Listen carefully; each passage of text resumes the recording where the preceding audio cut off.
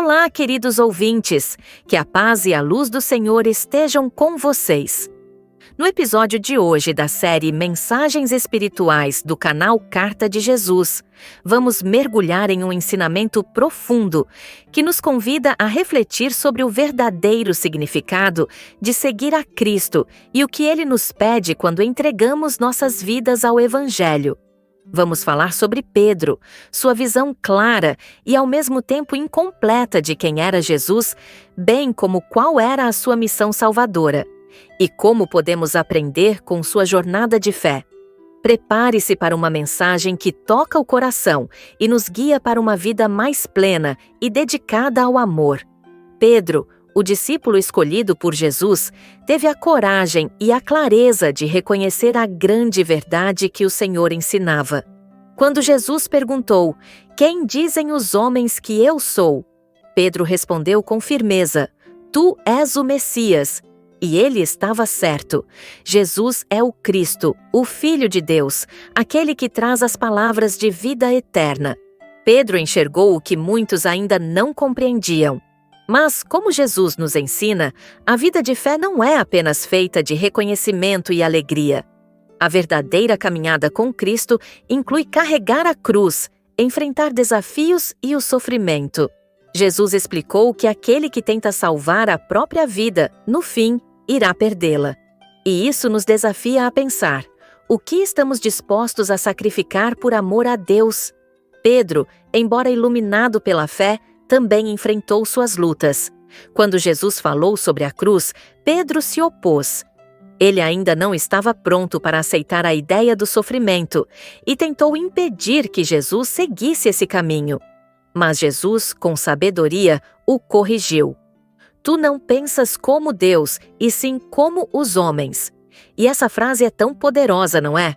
Quantas vezes deixamos que nossos próprios pensamentos e desejos nos afastem do plano divino? Aqui, Jesus nos chama a uma transformação profunda, a uma renovação da própria mente. Ou seja, ele não fala apenas da vida física, mas da nossa maneira de pensar, da nossa interioridade. Para segui-lo de verdade, precisamos mudar a forma como enxergamos o mundo e a vontade de Deus. Não é salvar o nosso orgulho, ego pessoal ou as nossas próprias vontades, mas sim alinhar nossos pensamentos aos pensamentos de Deus. Alcançar uma mente parecida com a do Senhor. E como podemos fazer isso? A liturgia de hoje nos dá alguns caminhos. Primeiro, é necessário crer firmemente que Jesus é o Filho de Deus, nosso Salvador. Essa é a base de toda a nossa fé. Como Pedro reconheceu, Jesus é o Messias, e isso deve guiar nossas ações e decisões.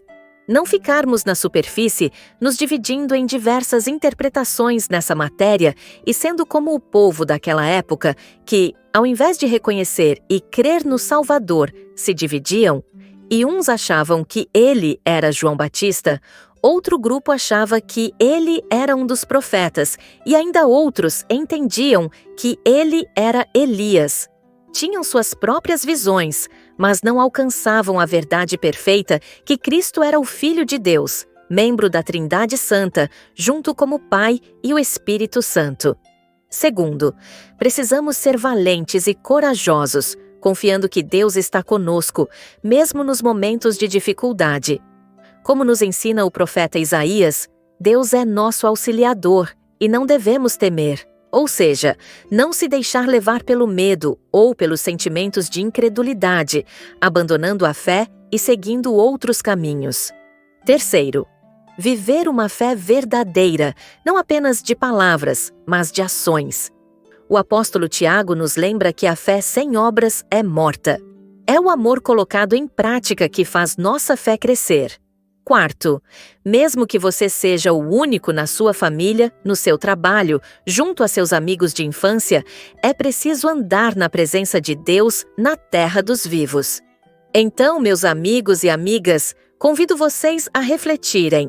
Estamos dispostos a tomar nossa cruz e seguir a Cristo?